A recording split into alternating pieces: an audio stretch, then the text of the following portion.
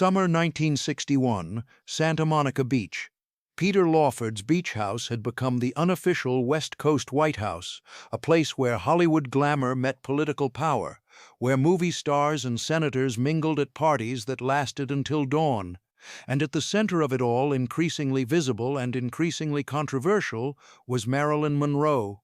She'd been introduced to President Kennedy the previous year, and by the summer of 1961, she was attending parties where cabinet members discussed policy, where classified information was discussed over cocktails, where the president himself would disappear into bedrooms with actresses while Secret Service agents stood guard. What looked like another Hollywood scandal, what gossip columnists eagerly reported as Marilyn's latest conquest, was actually something far more complex and far more calculated. Because Marilyn wasn't just attending these parties as decoration. She was listening, learning, asking questions that seemed innocent but weren't, building a network of information and access that went far beyond what any actress had achieved before. FBI Director J. Edgar Hoover had noticed. He'd started a file on Marilyn, monitoring her connections to the Kennedys, documenting her conversations, tracking her movements, not because he cared about presidential infidelity that happened all the time, but because Marilyn was becoming something unprecedented, a Hollywood star with genuine political access, someone who moved between worlds that were supposed to remain separate. And then came the complication that would ultimately prove fatal. Robert Kennedy, the president's younger brother and closest advisor, began his own affair with Marilyn. Whether this happened with his brother's knowledge or blessing, whether it was orchestrated or organic, remains debated, but the result was clear. Marilyn Monroe was now intimately connected to both the President of the United States and the Attorney General, privy to conversations and secrets that touched on everything from Cuba to the Mafia to FBI investigations. Was this feminist power play, using sexuality to gain access in a world that denied women political voice? Or was it survival strategy, leveraging relationships because Hollywood had taught her that her body was her only valuable currency? The answer, as FBI files and witness testimony would eventually reveal, might be both. And that complexity, that refusal to be simply victim or manipulator, would make Marilyn Monroe more dangerous than anyone had anticipated. Before we explore this unprecedented entanglement between Hollywood and the White House, if you're fascinated by the hidden power dynamics behind American icons, please subscribe to our channel and turn on notifications. The first meeting between Marilyn Monroe and John F. Kennedy happened in February 1962 at a dinner party hosted by Peter Lawford, the British actor who'd married into the Kennedy family through Patricia Kennedy. But their connection had been building for months before that, through careful orchestration by people who understood that the president needed relaxation, needed escape from the crushing pressure of the Cold War and the Cuban situation and the constant threat of nuclear annihilation. Marilyn had been suggested as perfect for this role, beautiful, famous, discreet according to her reputation, and importantly, already connected to the Hollywood political network through her marriage to playwright Arthur Miller, which had ended in 1961. What nobody had anticipated was that Marilyn would approach this connection not as a starlet grateful for presidential attention, but as someone who'd been studying power dynamics for years, who'd learned from her marriages to Joe DiMaggio and Arthur Miller that access to powerful men could be leveraged, that intimacy created vulnerability, that secrets were currency. The FBI files that would be declassified decades later painted a picture that contradicted the public narrative of Marilyn as hapless victim. Phone records showed she'd been calling the White House directly, not waiting to be summoned. Witness statements described her asking pointed questions about policy, about Cuba, about the Mafia investigations that Robert Kennedy was pursuing as Attorney General. She wasn't playing the role of presidential mistress in the traditional sense, the decorative woman who provided relief and asked for nothing except continued access. She was building something else, though what exactly remained unclear even to the investigators monitoring the situation. By summer 1961, Marilyn had become a regular at gatherings where Kennedy administration officials mixed with Hollywood elite at Peter Lawford's beach house. These weren't official events. They didn't appear on presidential schedules, but they were well known to Secret Service agents who'd been instructed to maintain distance and discretion. The parties would start in the late afternoon, cocktails and swimming, then dinner, then hours of conversation that mixed Hollywood gossip with political strategy. And Marilyn, who most people assumed was there purely as ornament, was actually functioning as something else entirely. She'd position herself near conversations between the president and his advisors, listening as they discussed situations in Cuba or negotiations with the Soviet Union or problems with organized crime. She'd ask questions that seemed naive but weren't, questions that extracted information while appearing to seek clarification. "I don't understand politics," she'd say with that famous breathy voice. "Can you explain what you mean about the Bay of Pigs?" And the men, flattered by her attention and convinced that she couldn't possibly understand the complexities they were discussing, would explain in detail, revealing operational specifics and strategic thinking that no Hollywood actress should have been privy to. Later, FBI investigators would try to determine whether this was calculated intelligence gathering or simply curiosity, whether Marilyn had been working for someone or just collecting information for her own purposes. The answer appeared to be the latter, but that made it more dangerous, not less, because Marilyn wasn't following anyone's agenda except her own, wasn't constrained by loyalty to any agency or government, was simply accumulating knowledge and access because she'd learned in Hollywood that information was power. The affair between Marilyn Monroe and President Kennedy followed predictable patterns at first: Secret Service arrangements, discreet hotel meetings, phone calls placed through intermediaries. But by late 1961, something had shifted. Robert Kennedy, the Attorney General who'd initially been assigned to handle the Marilyn situation to ensure she remained discreet and didn't become a political liability, had developed his own intimate relationship with her. Whether this transition was strategic or emotional, whether it happened with the president's knowledge or represented a betrayal between brothers, remains one of the most debated questions in Kennedy historiography. What's documented through phone records and witness testimony is that by early 1962, Marilyn was having separate relationships with both Kennedy brothers, was traveling between Washington and Los Angeles for meetings with each, was maintaining dual connections to the two most powerful men in American government. This wasn't presidential philandering as usual. This was unprecedented territory, a situation that created vulnerabilities nobody had anticipated.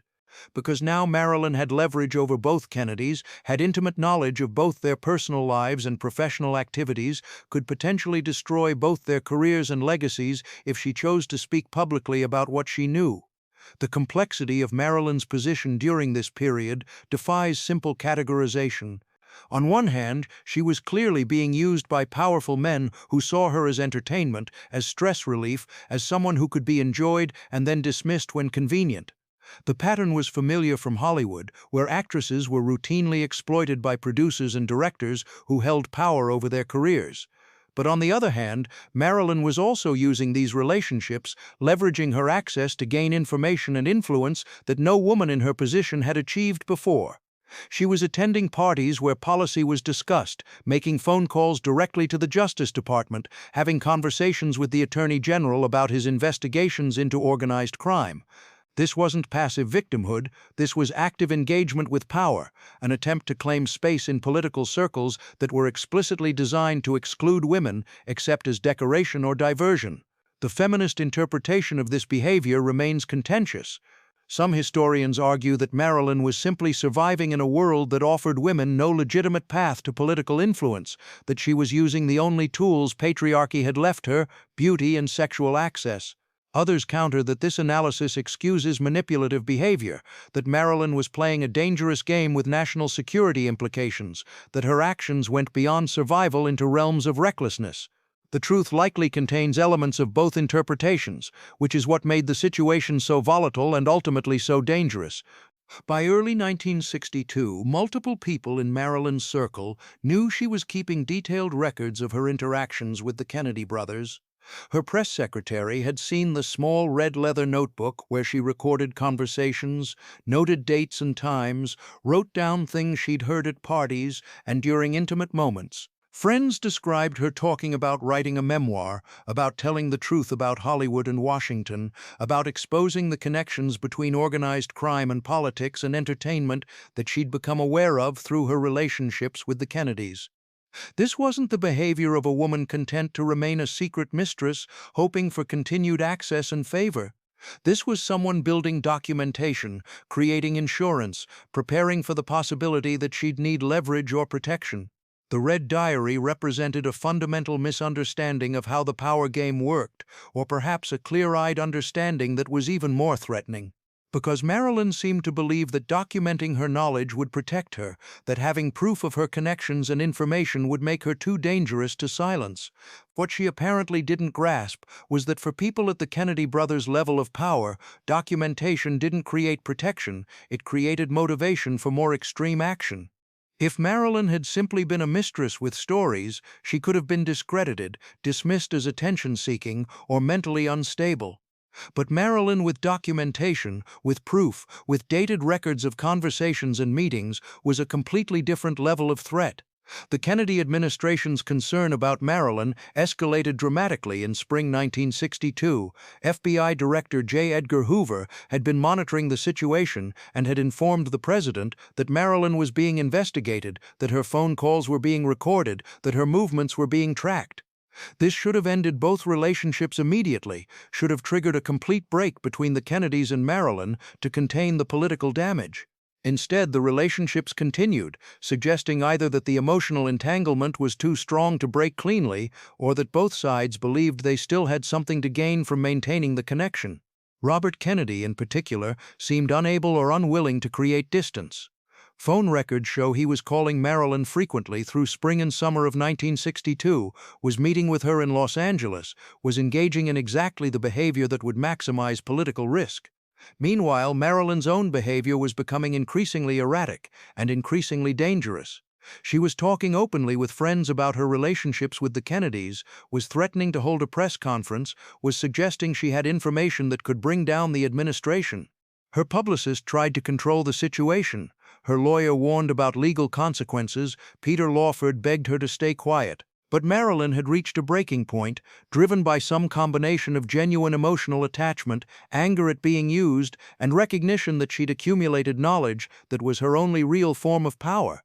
May 19, 1962, Madison Square Garden.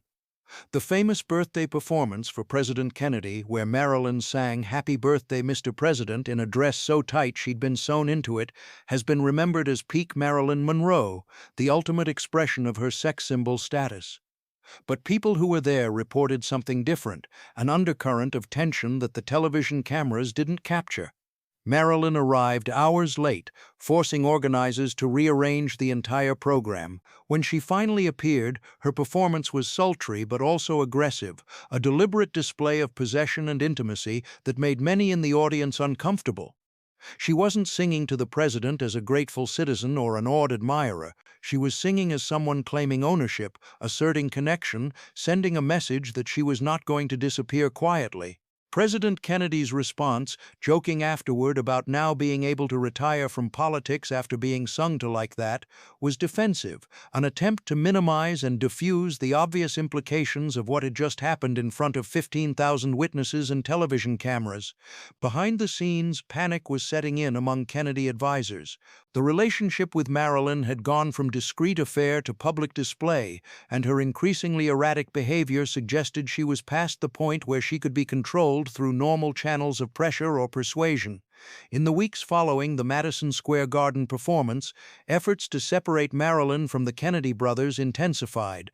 Peter Lawford was instructed to cut off contact. Robert Kennedy stopped taking her calls. The president's schedule was arranged to ensure he couldn't be in California when she was there, but Marilyn responded to this isolation not by accepting dismissal, but by escalating.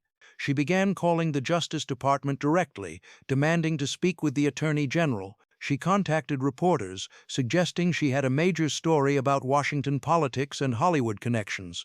She told friends she was planning a press conference for late August, after completing her current film project, where she would tell the truth about everything. The specific content of what she planned to reveal remains debated. Some accounts suggest she was going to expose the affairs themselves, which would have been politically damaging but manageable. Other testimony indicates she was planning to discuss classified information she'd overheard, details about Cuba operations and Mafia investigations that could have had genuine national security implications. The most threatening possibility was that she was going to describe the entire system of how political power and Hollywood glamour intersected, how actresses were used as cover for policy discussions, how intimate relationships were weaponized for intelligence gathering by multiple parties.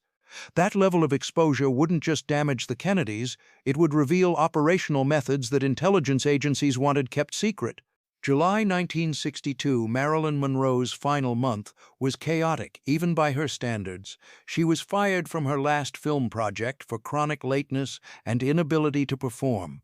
Her relationship with the Kennedy brothers had essentially ended, though phone records show Robert Kennedy did travel to Los Angeles on August 4th, the day before her death, despite official denials at the time. She was increasingly dependent on barbiturates and alcohol, the combination that had been helping her sleep for years, now becoming dangerous as dosages increased and interactions became unpredictable. Friends who saw her in those final weeks reported extreme mood swings, periods of calm determination alternating with desperate anxiety. She would talk about finally being free to tell her truth, to stop protecting powerful men, to claim her own narrative. Then she would break down crying, terrified about what exposure would cost her, aware that she was playing a game where the other side had infinitely more resources and fewer moral constraints. On August 4th, multiple people interacted with Marilyn. Her housekeeper was there throughout the day. Peter Lawford called in the afternoon, later reporting that Marilyn sounded strange and possibly suicidal. Robert Kennedy, according to several witnesses, was at the house at some point that day, though he would always deny being in Los Angeles at all.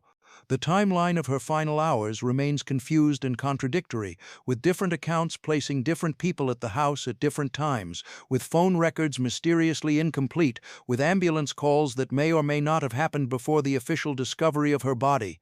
The official finding was probable suicide from acute barbiturate poisoning. Marilyn had taken a massive dose of Nembutal and chloral hydrate, enough to kill someone multiple times over, but the circumstances raised immediate questions that have never been satisfactorily answered. The drugs were found in her bloodstream but not in her stomach contents, suggesting injection rather than oral consumption, though no needle marks were found on her body. The scene was disturbed before police arrived, with her housekeeper admitting to doing laundry and cleaning before calling authorities. The red diary that multiple people had seen in previous weeks was missing and never found. Robert Kennedy's whereabouts remained officially uncertain, despite multiple witness statements placing him in Los Angeles.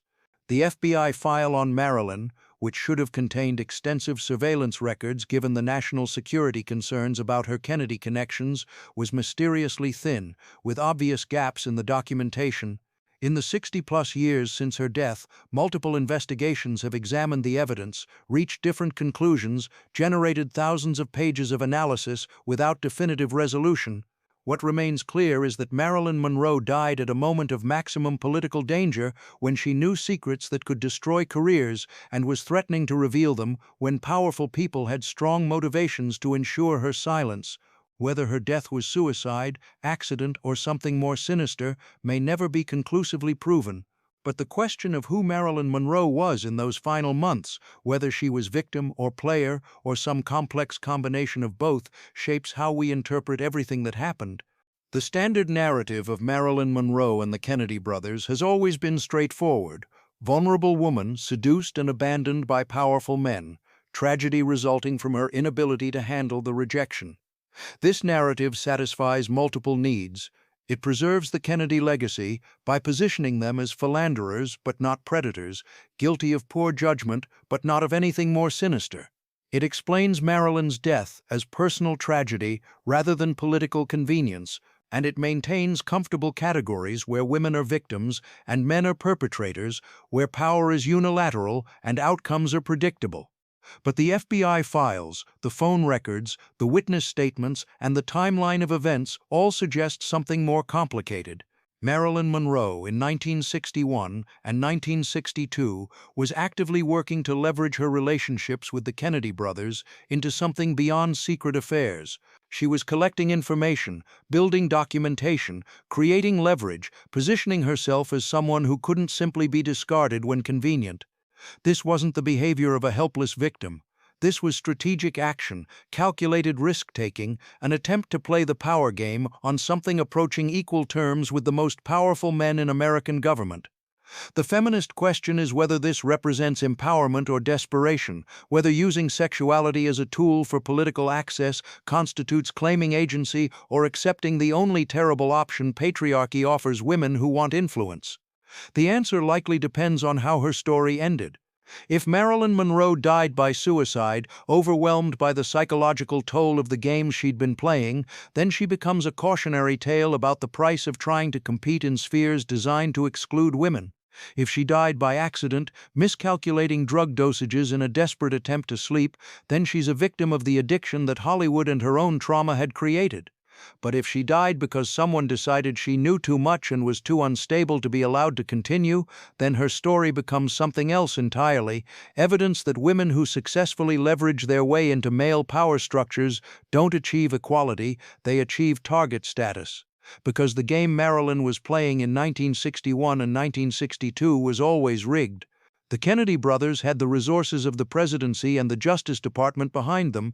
They had FBI surveillance at their disposal. They had the ability to manipulate official records and timelines. They had powerful allies who would protect them regardless of the truth. Marilyn had her beauty, her fame, and her documentation, and when push came to shove, when she threatened to expose what she knew, those assets proved worthless because the other side had the power to simply remove the threat entirely. Whether that removal was accomplished through her own hand, through accidental overdose, or through more direct action is almost beside the point. The system ensured that Marilyn Monroe could not win this game because winning would have required acknowledging that a woman could have legitimate political power, could use her intelligence and strategic thinking to claim space in Washington's corridors, could transform intimate relationships into genuine leverage, and that acknowledgement was more threatening to the established order than any individual secret she might have exposed. In the decades since Marilyn Monroe's death, interpretations of her relationship with the Kennedy brothers have shifted with changing cultural attitudes toward power, gender, and sexuality. The 1970s feminist movement initially embraced her as victim, evidence of how patriarchy destroys women who challenge its boundaries. The 1980s saw revisionist accounts that portrayed her as manipulator, using sex to gain access she hadn't earned through legitimate means. The 1990s brought more nuanced analyses that recognized complexity, that acknowledged she was operating within constraints but making active choices within those constraints. And contemporary reassessments, informed by movements like Me Too, and increased awareness of how power dynamics shape intimate relationships, struggle to categorize her at all. Because Marilyn Monroe in 1961 and 1962 was both victim and agent, both exploited and exploiting, both trapped by circumstance and making calculated decisions to leverage that circumstance into something resembling power. She was sleeping with the President of the United States and his brother not just because she was flattered or attracted or emotionally vulnerable, but because those relationships gave her access to the highest levels of American political power, because intimate moments created opportunities to learn information that was otherwise completely unavailable to actresses and women. Was this feminist strategy? In the sense that she was using the tools available to her in a world that offered women no legitimate path to political influence, perhaps yes. Was it survival strategy? Absolutely, because Marilyn had learned in Hollywood that men controlled access to everything, roles, money, safety, survival, and that beauty and sexuality were currencies that could be traded for temporary security. Was it dangerous strategy? Catastrophically so, as her death would prove. The Kennedy brothers, for their part, have been largely insulated from serious consequences for their relationship with Marilyn Monroe. John F. Kennedy's assassination in 1963 made criticism of his personal life seem petty compared to his martyrdom. Robert Kennedy's murder in 1968 created a similar protective mythology. Both men have been remembered primarily for their political achievements and tragic deaths, with their treatment of Marilyn relegated to footnotes or gossipy side stories that don't fundamentally challenge their legacies. This disparity in how history has treated the players in this drama reveals ongoing assumptions about gender, power, and accountability. Marilyn is remembered primarily for this relationship, her career and her intelligence and her strategic thinking obscured by the scandal of her intimate connections to powerful men. The Kennedys are remembered primarily for their politics, their intimate exploitation of a vulnerable woman treated as understandable weakness rather than abuse of power. And the system that created the conditions for this entire tragedy, the structure that denied women legitimate political power while simultaneously making their bodies into currency that could be traded for temporary access, remains largely unexamined. Because examining that system would require acknowledging that Marilyn Monroe was making rational choices within an irrational structure, that her attempts to leverage her relationships with the Kennedy brothers represented not mental instability but clear-eyed understanding of how power actually works in a world designed to exclude women from its operation. Was Marilyn Monroe's relationship with the Kennedy brothers feminist resistance or survival desperation? The question itself may be flawed, suggesting as it does a binary that doesn't exist in real human experience. She was a woman operating in systems designed to exploit her, using the tools available within those systems to claim whatever agency was possible, making choices that were simultaneously empowered and constrained, strategic and desperate, calculated and improvised. She understood that intimacy with powerful men gave her access that intelligence and talent never could in 1960s America. She recognized that her beauty was currency that could be traded for information and influence. She attempted to document and leverage what she learned, to transform temporary intimate access into something more lasting and powerful. And she died at age 36, whether by her own hand or someone else's, in circumstances that remain suspicious and unresolved 60 years later. The tragedy isn't that she played the game. The tragedy is that the game was rigged from the start, that women in her position had no winning moves, that attempting to use the system's own weapons against it resulted not in empowerment but in elimination. Marilyn Monroe and the Kennedy brothers, a story of power, sex, politics, and death that reveals more about American attitudes toward women and agency than any official history could ever capture. And the question that haunted her final months, whether she was victim or player, can finally be answered with the only response that does justice to her complexity. She was both, and that's precisely why she had to be silenced.